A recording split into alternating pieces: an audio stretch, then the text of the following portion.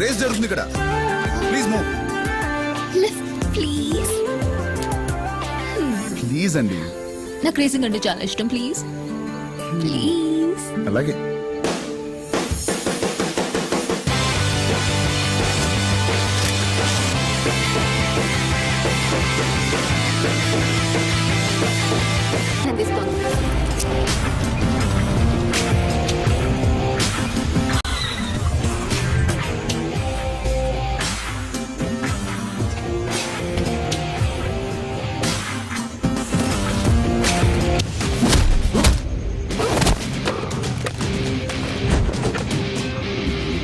Hai guys, jumpa lagi bersama saya yang suaranya merdu yang selalu bikin kalian rindu sepanjang waktu. Gimana kabarnya? Semoga kalian dalam keadaan sehat dan selalu bahagia ya. Oke guys, kali ini saya mau bawain alur film yang berjudul Druva. Film ini dapat skor di MTV sebesar 7,8 guys. Dibintangi oleh aktor yang katanya mirip saya sih, yaitu Ram Charan. Tanpa banyak ngomong lagi, yuk kita langsung ke intronya. Ya Allah, berilah Om Dun ikan seko yang besar ya Allah.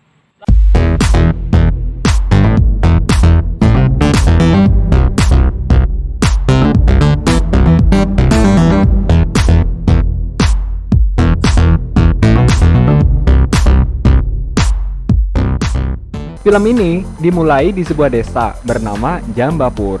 Terlihat seorang bapak-bapak lagi memasang bendera partai di tiang. Bapak itu bernama Cengel Rayudu. Rencananya ketua partai akan mengunjungi desa itu. Istri Cengel Rayudu lagi hamil besar dan bentar lagi mau melahirkan. Tapi Cengel Rayudu terlihat cuek saja guys. Dia malah lebih memikirkan pemimpin dan partainya. Pada saat yang sama, pemimpin partai udah sampai di desa nih. Cengel Rayudu langsung ngibrit guys, karena pengen banget tuh ketemu sama ketua partai. Di tengah-tengah kerumunan, ibu Cengel Rayudu ngasih tahu kalau istrinya mau melahirkan. Ibunya nyuruh Cengel Rayudu bawa istrinya ke rumah sakit. Mendengar itu, ketua partai menjadi keki. Ia memerintahkan anak buahnya untuk membawa istri Cengel Rayudu ke rumah sakit, memakai mobilnya. Tetapi, baru aja jalan sebentar, istri Cengel Rayudu udah nggak tahan nih. Akhirnya, istri Cengel Rayudu melahirkan anak laki-laki di mobil ketua partai tersebut. Anak itu diberi nama Venkana. Waktu pun berlalu, kini Venkana berusia 15 tahun guys. Dan karena dapat peringkat pertama dalam ujian negara, saking senangnya, Cengel Rayudu pergi ke kantor pemimpin partai. Dia mau ngasih manisan. Kebetulan, saat itu ketua MLA meninggal dunia. Karena itu, ada peluang anggota yang lain jadi ketua MLA guys. Tiba-tiba ketua partai masuk bareng sama bapak-bapak salah satu anggota partai. Bapak-bapak itu mau ketua partai ngangkat dia jadi ketua MLA. Tetapi ketua partai nggak mau nih. Mereka berurusan sampai akhirnya si bapak-bapak anggota partai itu tewas karena kepalanya dibenturkan ke meja sama si ketua partai. Dan kacanya nusuk sampai ke leher guys. Sementara itu, Cengel Rayudu dan anaknya nyaksiin kejadian tersebut. Si ketua partai panik. Kalau ketahuan bisa-bisa karir politiknya hancur. Si ketua partai minta Cengel Rayudu pura-pura mengaku jadi pembunuh bapak-bapak itu. Sebagai gantinya, nanti keluarga dan anaknya dijamin sama ketua partai. Awalnya Cengel Rayudu mau-mau aja nih, tetapi Venkana ngomong, dia aja yang ngaku sebagai pembunuh bapak-bapak itu, karena anak-anak hukumannya lebih ringan. Sebagai gantinya, ketua partai harus mengangkat ayahnya menjadi ketua MLA. Dan akhirnya ketua partai pun setuju. Venkana ditangkap polisi dan Cengel Rayudu diangkat menjadi ketua MLA. Setelah 15 tahun kemudian, kota digegerkan dengan berita penculikan 4 anak perempuan. Kelompok petugas IPS trainee yang namanya Druva, Gotham Karan, dan Renvir diam-diam ngebantu polisi nih. Mereka menangkap keluarga ketua geng yang sudah menculik 4 anak perempuan itu. Dan sebagai gantinya, ketua geng harus melepas keempat anak perempuan yang diculiknya. Dan akhirnya, penculikan pun berhasil digagalkan oleh Druva dan teman-temannya.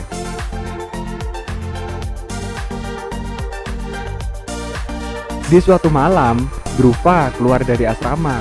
Dia mau mata-matain bos formasi yang namanya Direk Chandra. Direk Chandra lagi ketemuan sama petinggi perusahaan farmasi. Dia galau nih, karena pemerintah India akan bekerja sama dengan perusahaan asing. Pemerintah India mau ngebikin obat generik. Kalau ini berhasil, obat yang harganya 1.000 rupiah bakal jadi 10 rupiah nih. Dan bikin perusahaan farmasinya bangkrut. Direk Chandra pengen ngegagalin rencana itu. Semua orang yang terlibat harus dimusnahkan.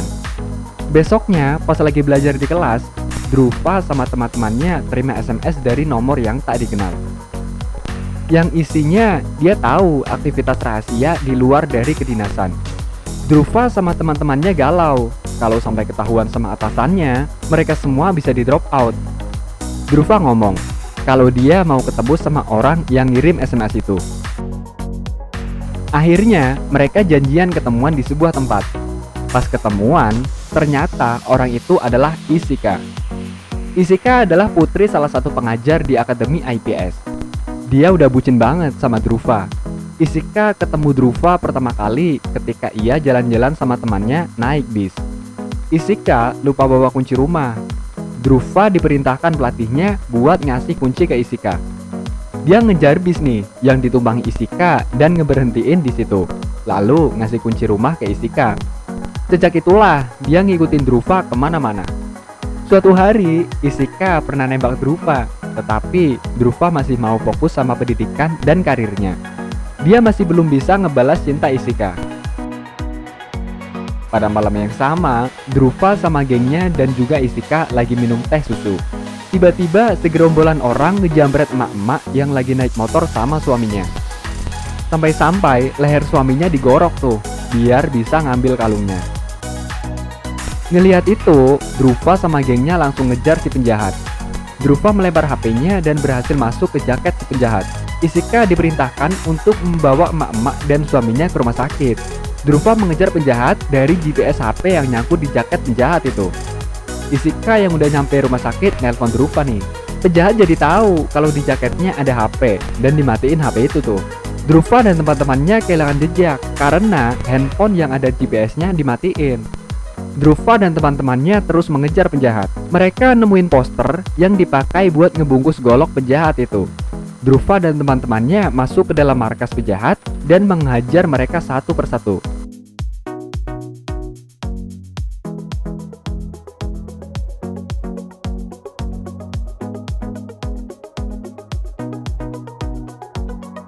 Akhirnya, Dhruva dan teman-temannya berhasil menangkap gerombolan penjahat dan menyerahkannya kepada polisi.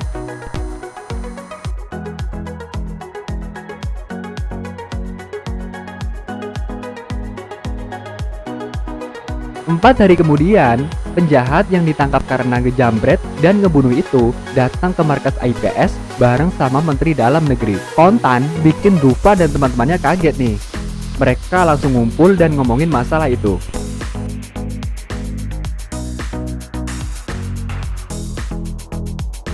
Ishika menelpon dan ngasih tahu kalau emak-emak yang kemarin dijambret itu mau bunuh diri di rumah sakit. Dhruva dan gengnya pun langsung OTW ke rumah sakit.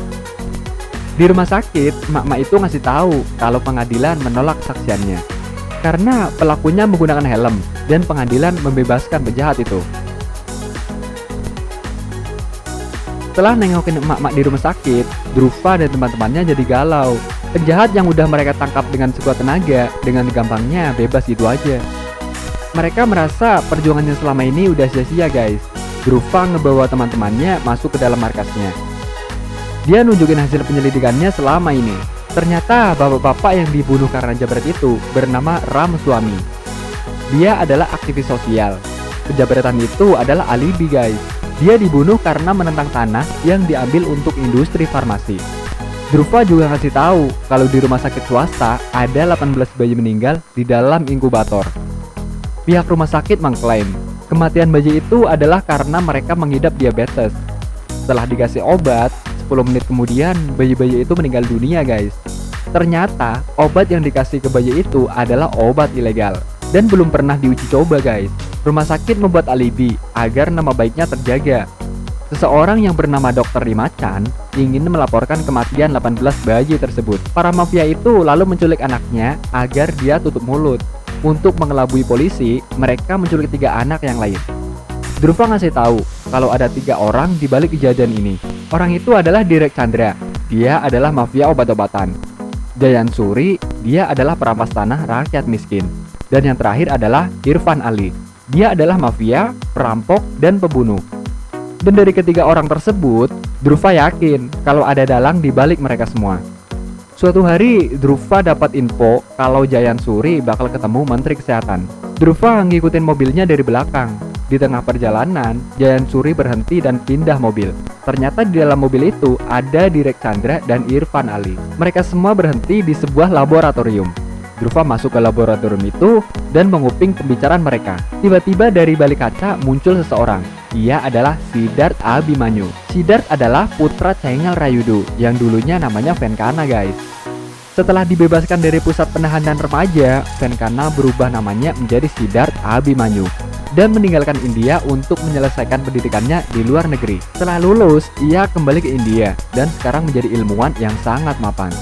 Siddharth mempunyai seorang kekasih bernama Preti. Ayah Siddharth kini menjadi Menteri Kesehatan dan ketua partai diangkat menjadi ketua menteri.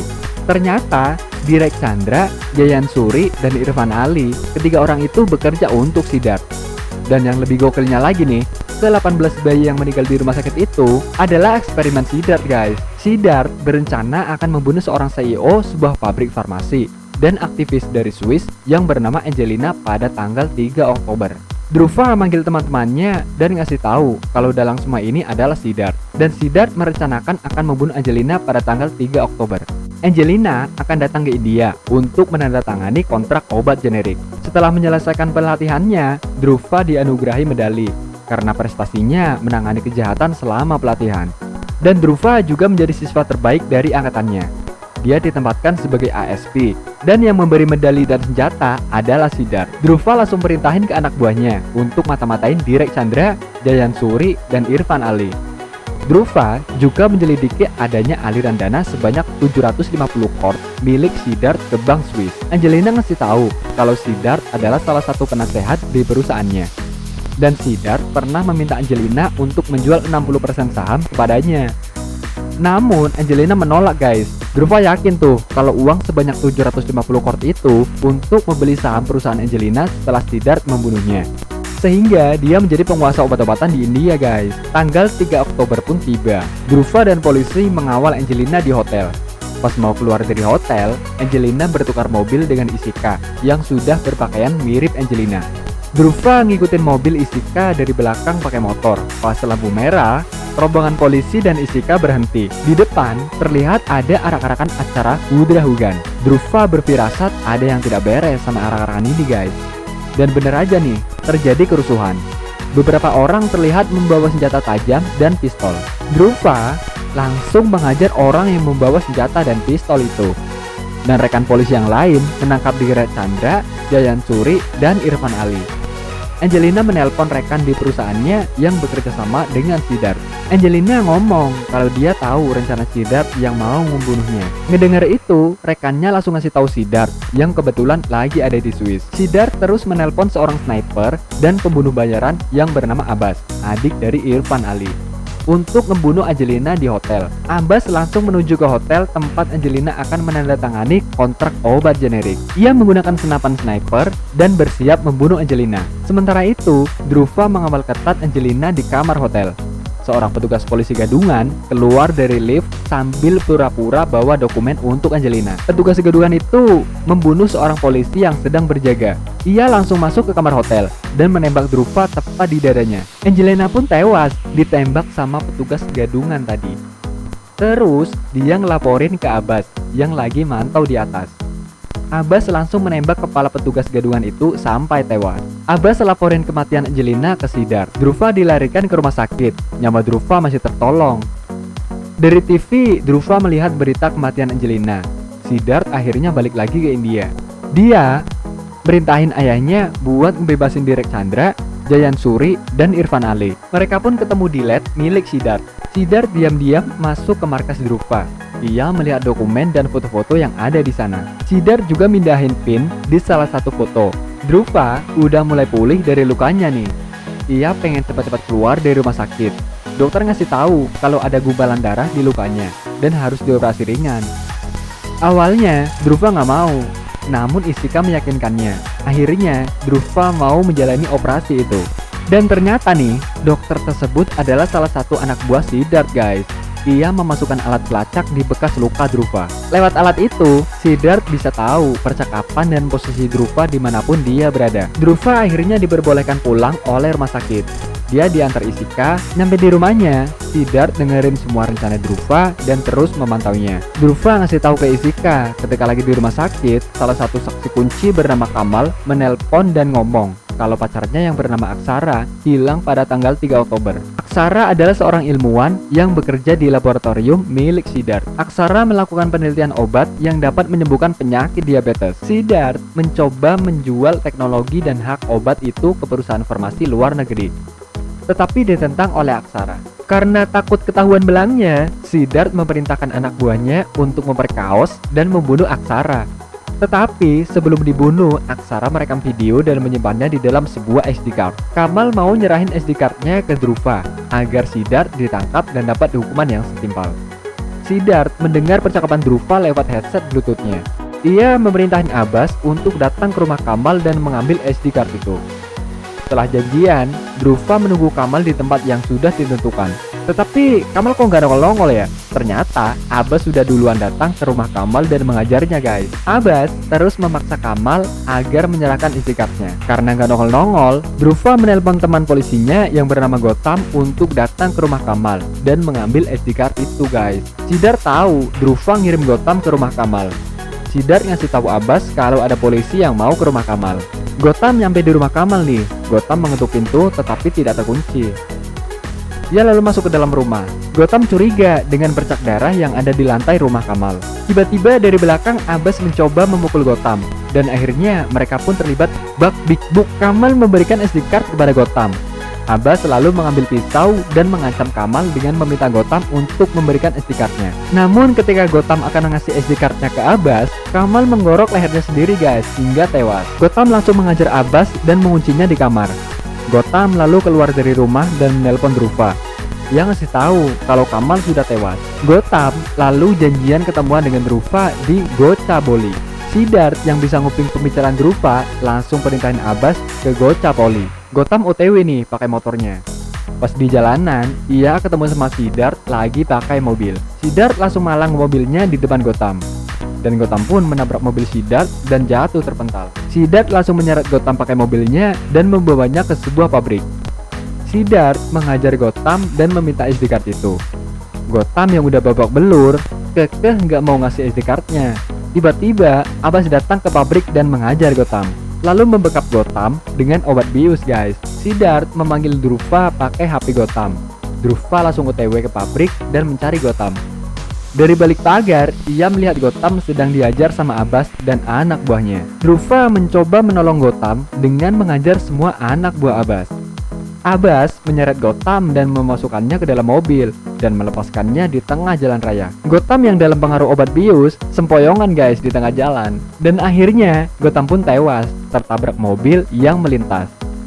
Dhruva dan Ishika lagi ada di markasnya untuk mengatur strategi. Dhruva curiga nih sama pin yang sudah berubah di salah satu foto. Dhruva nanya ke Ishika, apakah dia yang merubah pin itu? Ishika menjawab, dia tidak merubah apapun. Lalu, Dhruva memerintahkan Ishika untuk memeriksa sidik jari yang ada di pin itu dan mencocokkannya dengan kotak senjata yang terima Dhruva dari Siddharth. Dan ternyata sidik jarinya cocok guys. Berarti Siddharth pernah datang ke markas Dhruva dan merubah pin itu. Ishika nanya, kenapa pin itu dirubah ke foto perempuan? Setelah dicek, perempuan itu adalah Miss India tahun 2010 yang bernama Naina guys. Naina dan Preti, pacar Siddharth dulu, sama-sama pernah mengikuti ajang Miss India. Preti mendapat poin tertinggi di ajang itu. Tetapi yang mendapatkan mahkota Miss India adalah Naina. Siddharth memanipulasi hasil kontes kecantikan itu. Ia membunuh ayah Preti agar bisa menaklukkan hatinya. Dhruva curiga kalau dia dimata-matai sama Siddharth. Ia membeli bug detektor untuk mengetahui apakah ada alat penyadap di rumahnya. Dan begitu dinyalakan, bug detektor itu menyala guys. Bug detektor itu menyala merah, berarti ada alat penyadap di rumah Dhruva. Ia memeriksa barang-barang di rumahnya, mulai dari TV, kasur, sampai semuanya dicek. Tetapi bak detektor itu tetap menyala merah. Ia tidak sadar kalau alat penyadap itu ternyata berada di badannya guys. Karena gak ketemu-ketemu, Druva melempar bak detektor itu dan seketika lampu indikatornya mati. Druva tidak memperhatikan lampu bak detektor itu. Ia terus mengobrak-abrik isi rumahnya dan mencari di mana alat penyadap itu dipasang. Druva sampai stres tuh karena alat itu tidak kunjung ditemukan. Isika tiba-tiba masuk ke dalam rumah Druva. Ia melihat dalam rumahnya itu berantakan kayak habis kebanjiran guys. Isika melihat ceceran darah dari tangan Druva. Isika menanyakan apa yang terjadi. Druva yang masih stres gak mau diganggu. Isika ngasih tahu kalau nanti jam 4 ia mau ketemu dengan Pretty. Druva masih shock tuh dengan apa yang sedang terjadi. Mereka pun terlibat cekcok dan Druva mengusir Isika dari rumahnya. Siddharth mendengar rencana Isika mau ketemu sama pacarnya nanti jam 4. Siddharth juga berencana akan membunuh Isika agar dia dan Druva mengalami nasib yang sama. Sama-sama kehilangan orang yang dicintai. Sementara itu, Druva nyesel tuh udah ngusir Isika. Dia mau minta maaf. Druva menelpon Isika dan nyuruh datang ke rumahnya. Dan di sini, Druva baru ngeh kalau bak detektor mati saat dia ngejauh. Ia langsung ngecek lagi tuh, dan ternyata dia baru sadar kalau alat penyadap itu sudah dipasang kepadanya. Isika akhirnya datang ke rumah Druva. Abbas yang udah di atas gedung membidik Isika dengan senapan sniper dan menunggu perintah dari Siddharth. Siddharth nguping pembicaraan Isika dan Druva. Druva ngomong kalau dia mau Isika menengok anak temannya yang baru lahir. Ngedenger itu, Isika langsung baper. Ia mengira Druva akan minta maaf guys. Isika lalu ngambek dan ngomong kalau dia nyesel udah cinta sama orang kayak Druva. Dan akhirnya mereka pun cekcok. Siddharth yang lagi nguping percakapan mereka beritain Abbas untuk menggagalkan rencananya. Pas lagi cekcok, Druva nulis di kaca kalau Siddharth lagi nguping pembicaraan mereka.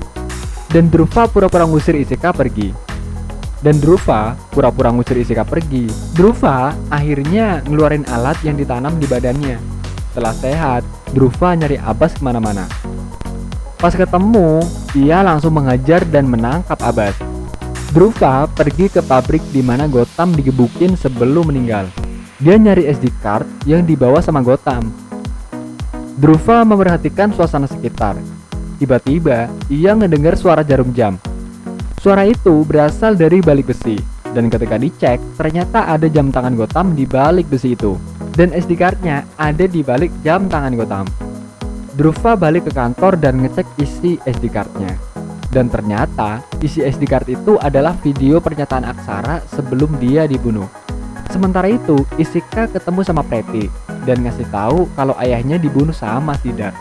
Isika minta bantuan untuk nukar tas Siddharth yang berisi teks yang akan dibaca oleh Menteri Kesehatan. Druva dan teman-temannya memaksa Abbas untuk mengakui pembunuhan Gotham. Dan dalam pembunuhan itu adalah Siddharth. Mereka merekamnya. Abbas selalu dicekoki obat bius sama Druva dan teman-temannya. Lalu meletakkannya di kasur. Menteri Kesehatan yang gak lain adalah ayah Siddharth akan memberikan pidatonya mengenai obat generik. Siddharth sudah mempersiapkan teks yang akan dibacakan oleh ayahnya. Dan teks itu sudah ditukar oleh Pretty. Ketika Menteri Kesehatan membacakan teks itu, seketika pada kaget guys, karena isinya Menteri Kesehatan mendukung obat generik. Dan Angelina sudah menandatangani kontrak itu sebelum ia meninggal. Siddharth nelponin Abbas berkali-kali, tapi nggak diangkat. Siddharth lalu ngedatengin rumah Abbas. Abbas yang lagi melehoi, ia nggak sadar kalau yang di depannya itu adalah Siddharth. Karena kesel, akhirnya Siddharth menembaknya guys. Druva pura-pura ke rumah Abbas dan mendapati Abbas sudah tewas. Siddharth tahu ada Druva yang ngumpet di balik pintu. Direk Chandra ngasih tahu ke Siddharth kalau ayahnya ngaco baca teks dan malah membeberkan kejahatannya di publik. Siddharth memerintahkan Direk Chandra untuk membawa ayahnya ke rumah sakit pura-pura kena serangan jantung. Dan akhirnya Siddharth pun pergi dari rumah Abbas. Druva mengambil kamera yang sengaja dipasang di rumah Abbas sebagai barang bukti kalau Abbas dibunuh sama Siddharth. Siddharth akhirnya menuju ke rumah sakit untuk ketemu sama ayahnya. Dia ngomong ke ayahnya kalau teks pidato itu sudah dirubah. Setelah ketemu sama ayahnya, Siddharth menelpon Irfan Ali dan memerintahkannya untuk membunuh ayahnya. Partai yang berkuasa memaksa ayahnya untuk mengundurkan diri dalam waktu 24 jam. Kalau sama ayahnya diberhentikan, maka kejahatannya akan terungkap guys. Ayah Siddharth pulang dari rumah sakit pakai mobil. Pas dalam perjalanan, mobilnya ditabrak sama truk sampai terguling dan terbakar. Irfan Ali ngelaporin ke Siddharth kalau ayahnya udah berhasil dibunuh. Ngedenger itu, Siddharth langsung happy guys. Ia terus pergi ke rumah ketua menteri dan ngomong kalau ia sudah membunuh ayahnya. Dan dia juga meminta pengganti ayahnya harus dari salah satu anak buahnya. Siddharth juga mengancam ketua menteri kalau perintahnya nggak diturutin, maka nasibnya juga akan sama kayak ayahnya. Setelah ngomong itu, Siddharth pun keluar dari rumah ketua menteri. Besoknya, upacara kematian ayah Siddharth pun dilaksanakan. Ketua menteri dan Siddharth memberikan penghormatan terakhir. Dhruva memperhatikan gerak-gerik Siddharth. Dan ketika Siddharth mengambil abu ayahnya, Dhruva mendekatinya dan memberikan alat penyadap yang pernah dipasang di badannya. Siddharth yang terkejut dan akhirnya Siddharth pun ditangkap. Persidangan Siddharth pun digelar. Video barang bukti aksara diputar. Dan video itu juga ngasih tahu kalau Siddharth membuat percobaan obat ilegal dan mengujinya kepada 18 bayi yang ada di rumah sakit hingga tewas. Setelah bukti-bukti ditunjukkan, akhirnya pengadilan akan memutuskan vonis terhadap Siddharth besok hari. Malam harinya, Dhruva nemuin Siddharth dan ngasih tahu kalau semua obat yang ia temukan akan dipatenkan atas nama Aksara. Meskipun Siddharth yang menjadi penemunya dan akan dibuat menjadi obat generik. Tiba-tiba ayahnya muncul dari balik kaca. Dhruva ngasih tahu Angeline kalau yang bunuh Abbas adalah Siddharth. Dhruva memerintahkan Irfan Ali untuk menyelamatkan ayah Siddharth. Dan upacara kematian kemarin itu diadakan untuk Gautam, bukan untuk ayahnya. Dhruva pengen Siddharth hidup. Dia bisa dibunuh karena keterangannya di pengadilan. Siddharth diperintahkan pakai rompi anti peluru pas vonis hakim besok, agar dia aman dari pembunuhan orang-orang yang terlibat dalam kejahatannya. Besok harinya, massa yang berdemo dan marah memadati pengadilan. Siddharth pun keluar menuju pengadilan. Ternyata, Siddharth nggak pakai rompi anti peluru guys, yang dikasih sama Dhruva. Beberapa orang yang mencoba membunuh Siddharth berhasil ditangkap. Tiba-tiba, Preti muncul dan langsung menembak Siddharth. Sebelum tewas, Siddharth ngasih tahu ke Dhruva kalau dia udah nyembunyiin semua bukti di SD card dan memasukkannya ke dalam rompi anti peluru. Dan film pun ditutup guys dengan adegan para pendemo membubarkan diri setelah kematian Siddharth. Terima kasih udah dengerin ceritanya ya. Sampai jumpa di alur cerita berikutnya. Bye bye.